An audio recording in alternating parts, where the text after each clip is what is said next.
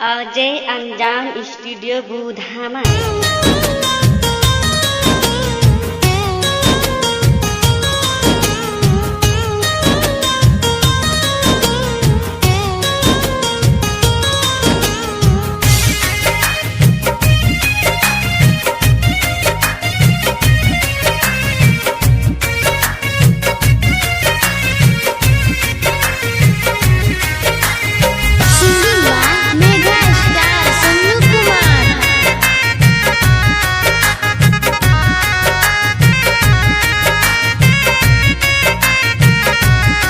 जब से शादी तोहर लग गेलो जान मिले लेने आबै छी, चल जब ही कार में चढ़ कर हमरा तड़पाबै छी।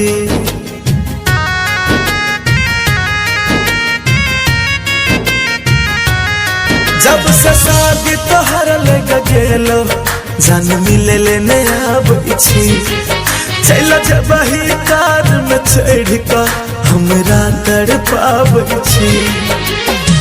हालो चल न पूछे छी अब हो गोरिया है, हालो चल न पूछे छी अब कहियो तो फोन से। मेहंदी सजैहा जान गे दिलबा के खून से, मेहंदी सजैहा हमारा दिलबा के खून से।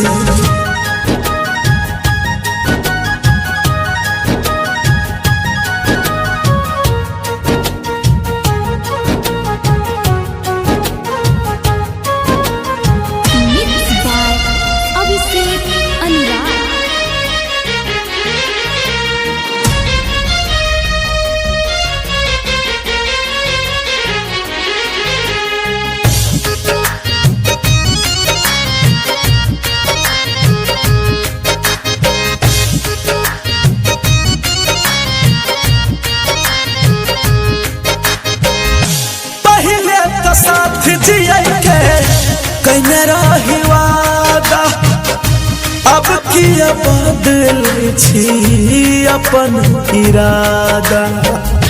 प्यार सिखाकर जिसने मुंह मोड़ा है, बीच सफर में आकर जिसने साथ छोड़ा है, ऐ खुदा उसे सलामत रखना जिसने मेरा दिल तोड़ा है।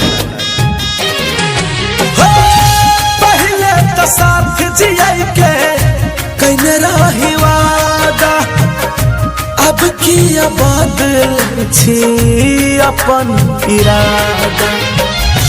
केकरो सिखबला पर की हो गोरिया रे, केकरो सिखबला पर की अपने तुमान से। मेहंदी सजैहा जान गे दिलबा के खून से, मेहंदी सजैहा हमारा दिलबा के खून से।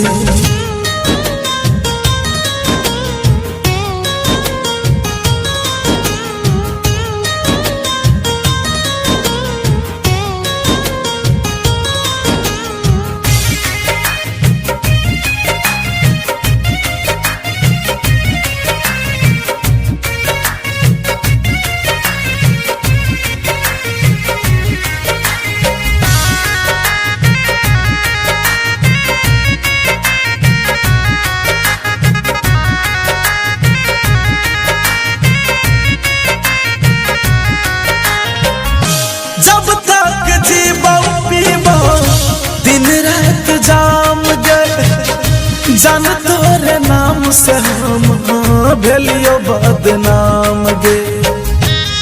हर दिल में मोहब्बत है, हर दिल में किसी से मिलने की प्यास है, लेकिन क्या बताऊं यारो ये दिल टूटने की एक अलग ही एहसास है।